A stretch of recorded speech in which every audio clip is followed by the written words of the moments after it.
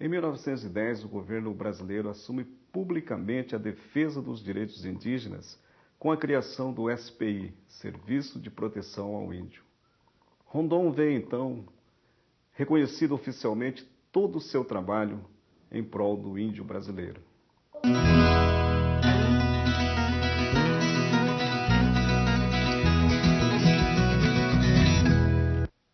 Nós, os chamados líderes indígenas desse Brasil do século XXI, nós temos que reconhecer o trabalho de Rondon, porque foi um trabalho realizado a partir de um pensamento positivista, que depois se transformou em humanista e que gerou a defesa dos direitos indígenas, povos que não eram reconhecidos, mas também povos que tinham direito à vida.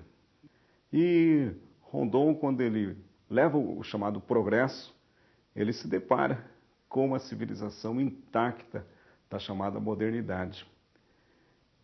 O avanço das linhas telegráficas também, provavelmente, provoca em Rondon um sentimento de resgate, porque o colonizador também sempre preparou a nós, os índios, para sermos um futuro não índio, um futuro homem branco. E a gente acreditou nisso, de que era possível a gente deixar de ser o que éramos e assumir uma nova identidade. E jamais imaginávamos a possibilidade de compartilhar essas duas civilizações, como é o retrato do nosso Brasil.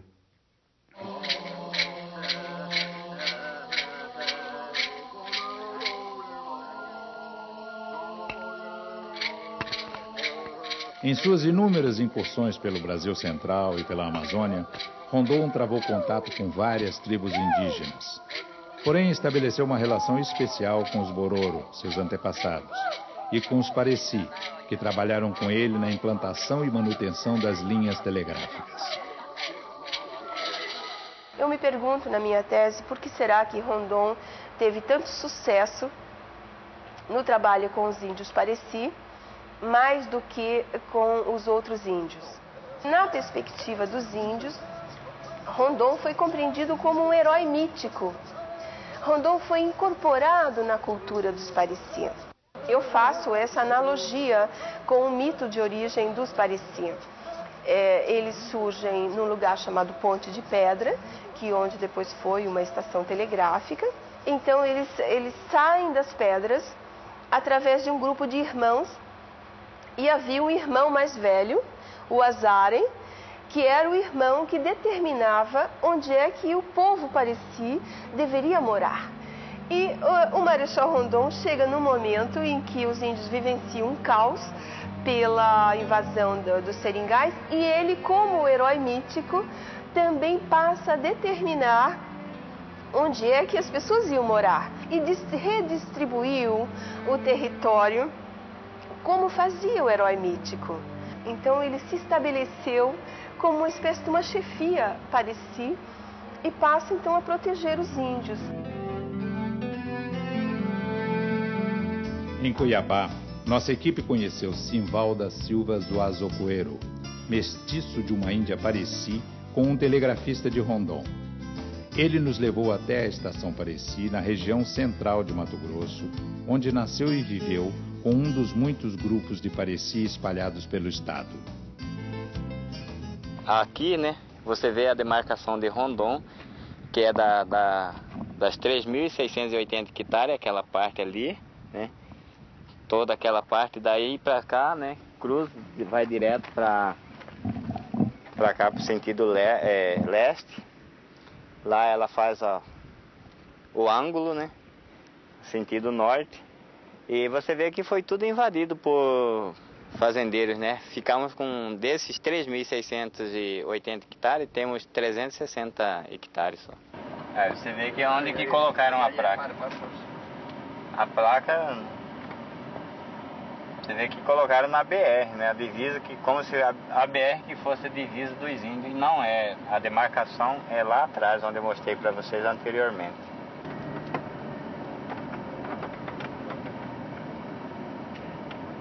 E isso aqui é o que sobrou da demarcação de Rondon. Foi a única coisa que restou, foi esse aqui.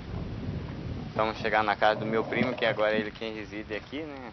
O Valmir Zoromará, filho de João Zoromará, que trabalhou como telegrafista de Rondon.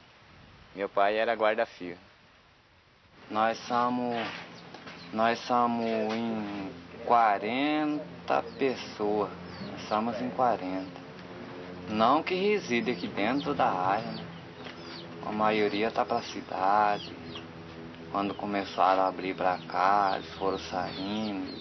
E nós sentimos muito ameaçados, né, pelos fazendeiros. Os fazendeiros ameaçavam muito nós. Próximo ali, ó, aquele casarão lá caído ali, ó. Aquilo ali é o Correio de Marechal Rondon. Vocês estão vendo, hoje vocês estão vendo lá pessoalmente lá. Está destruído, acabado. E era uma coisa que nós queríamos que aquilo ali ficasse levantado para um histórico. Foi erguida em 1905 por Marechal Rondon. Das inúmeras estações telegráficas construídas por Rondon no Mato Grosso, surgiam povoados e se transformavam em centros de comunicação e desenvolvimento regional. Alguns dos postos eram operados por índios. Com a decadência dos telégrafos nos anos 40, muitos postos foram abandonados, restando apenas ruínas de seus prédios.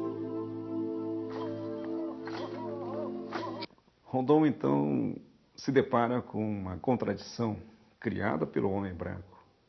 Tradição ou modernidade? O que fazer com os povos indígenas que estavam intactos na sua própria civilização? Então, com a criação do Serviço de Proteção ao Índio, em 1910, Rondon também passa a criar uma filosofia humanista que até então ninguém percebia, porque se pensava que o índio não existia mais, do pensamento, de uma filosofia e de um corpo de homens brancos, não indígenas, advogados, médicos, sanitaristas, antropólogos e militares para cuidar dos índios.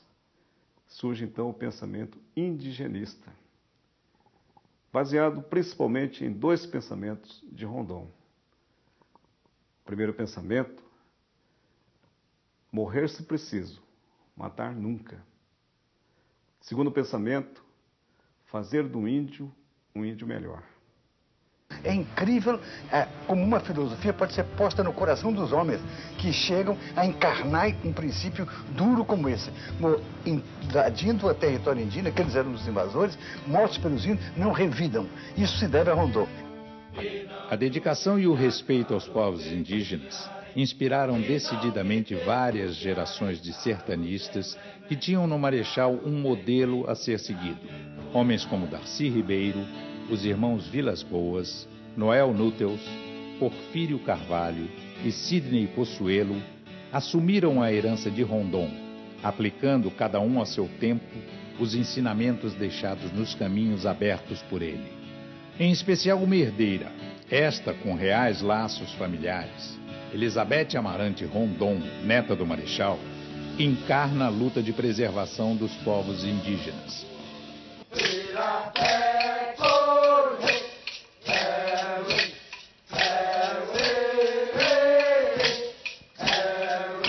Eu sou Elizabeth Araci Rondon Amarante, sou neta de Rondon, sou filha da Clotilde, casada com o Amarante, irmão do Amarante, que trabalhou tanto também com Rondon em toda essa região, né? Então, realmente eu vivi com o vovô muitos anos, toda a minha infância eu vivi com o vovô. Hoje eu sou membro do Conselho Indigenista Missionário, do CIMI, e estou em Mato Grosso faz 23 anos agora. Eu sou religiosa da Congregação do Sagrado Coração de Jesus e desde então, 23 anos, eu estou trabalhando no Conselho Indigenista Missionário, como membro do Conselho, com os povos da região do norte de Mato Grosso, noroeste de Mato Grosso. O povo Irante, inicialmente, e depois o povo Minkri. São povos parentes, um grupo isolado, língua isolada, Os Minqui foram contatados em 71, eram apenas 23 pessoas naquele tempo, com machado de pedra lascada. Hoje são 81 pessoas. Dos legados de Rondon, nós do CIMI nos orgulhamos de ter, né, entre os legados mais importantes, uma das suas netas, que foi até vice-presidente do CIMI, que dedicou toda a sua vida, de fato, ao povo indígena Minqui, né, um povo de pouco contato, e que é um símbolo um pouco dessa nova postura, dessa luta junto aos povos indígenas. Sempre dizem, você está continuando a obra de seu avô. Não estou continuando, mas quem sabe herdei dele, em parte, né, esse amor pelas etnias minoritárias, pelo valor que essas etnias trazem para a nossa sociedade. E quando conheci o Conselho Indigenista Missionário, sim, eu me apaixonei por essa ideia de viver uma vida não só de trabalhar para eles, mas de viver com eles. Acho que isso o vovô nos ensinou sempre desde pequenas, ele que tinha uma origem bororo, terena, a esse amor pelo povo indígena, né? Pelos povos indígenas, esse respeito que ele teve por todos os povos ao longo do seu percurso da linha telegráfica, a grande preocupação que ele tinha de conhecer esses povos, de respeitar as culturas, de defender esses povos. O Rondon, ele era uma pessoa que tinha muita visão, né, o relacionamento do Estado com os índios. Ele foi o primeiro, depois de Zé Bonifácio, foi um dos primeiros que disse que é para tratar os índios como se fossem nações aqui dentro, né? Os ensinamentos do Rondon não só atingiram nós também não.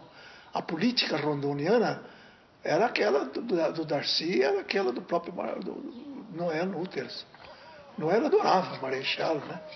E o Darcy respeitava o Marechal, porque era o grande homem do índio naquela época, né? Então, uma coisa fantástica. E nós fazíamos o possível para seguir esses líderes, toda a política rondoniana, né? Herói, nosso grande herói, sem dúvida nenhuma, é Rondon, né, por tudo que ele fez na sua época, né, contra tudo e contra todo, que ele inicia todo o movimento que coloca o governo no seu papel de responsável por esses povos. E dentro dessa filosofia de Rondon, a gente também não pode esquecer dos discípulos de Rondon, seja no Exército Brasileiro, seja na Força Aérea Brasileira, seja na Marinha, porque Rondon nasceu das Forças Armadas, se formou como oficial do Exército Brasileiro, mas também o pensamento de Rondon gera novos sistemas, novos parâmetros de filosofia de vida.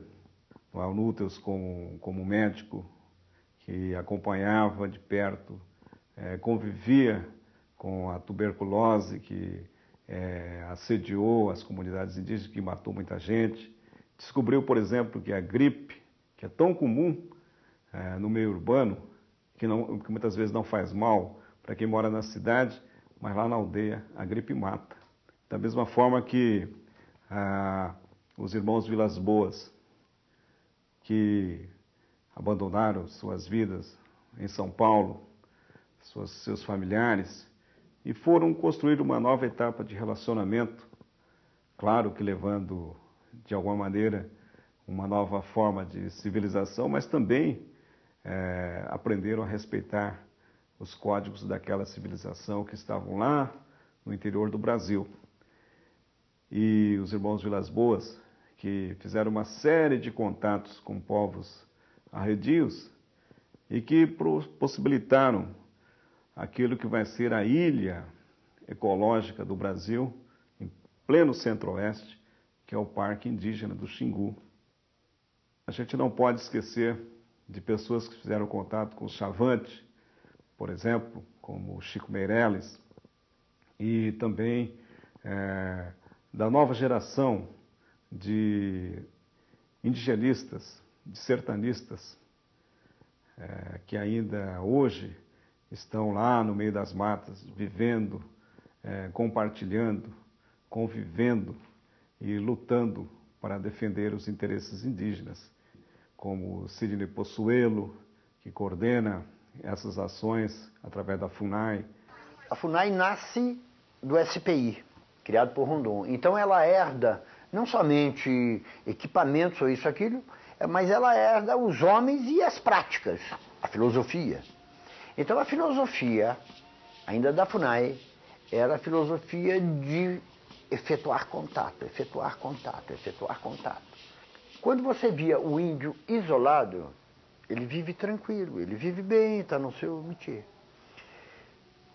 Se você faz o contato, ele tem tantas perdas, ele perde por questões de doenças, há uma depopulação muito grande, desaparecem muitos índios.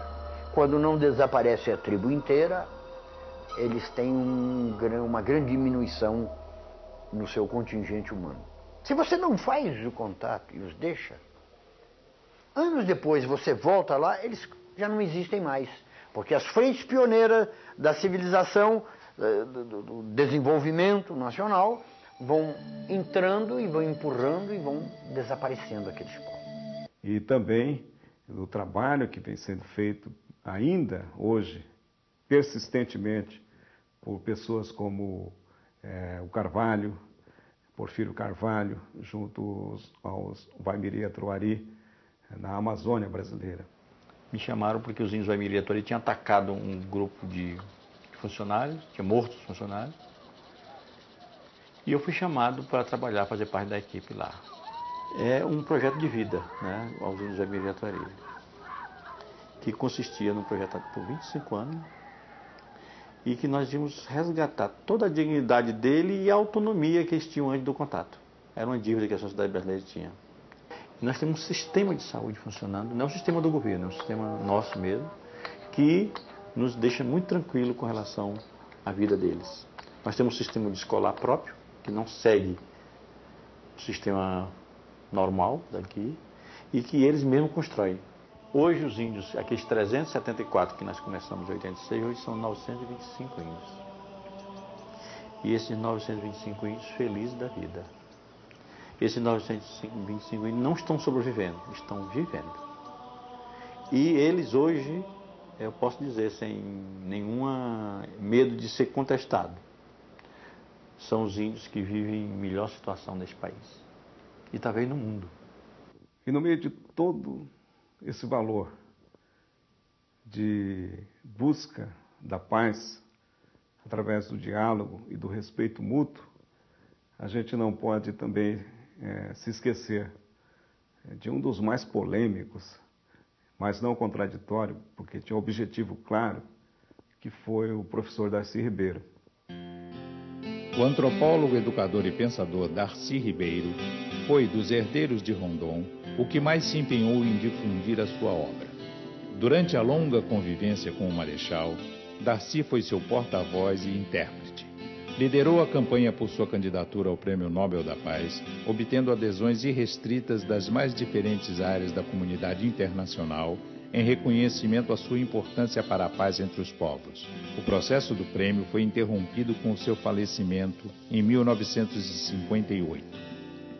Ao leito de morte, suas últimas palavras, presenciadas por Darcy, foram: amor, ordem e progresso. E ele morreu dizendo as diretivas positivistas: os vivos são cada vez mais dirigidos pelos mortos. Ele morreu dizendo as diretivas do catecismo positivista. E foi para o cemitério São João Batista, no foi sepultado, e eu fiz a oração fúnebre do Rondon. Se o Brasil nada devesse a Conte, que tamanha influência exerceu sobre o pensamento nacional, deveríamos acreditar, ao menos, o haver se conformado à luz dos princípios morais de sua filosofia, a mais rica, a mais coerente, a mais enérgica e a mais generosa personalidade jamais criada pelo povo brasileiro. No terceiro e último programa, vamos ver como os povos indígenas e seus líderes estão se organizando para defender suas culturas e os seus direitos fundamentais.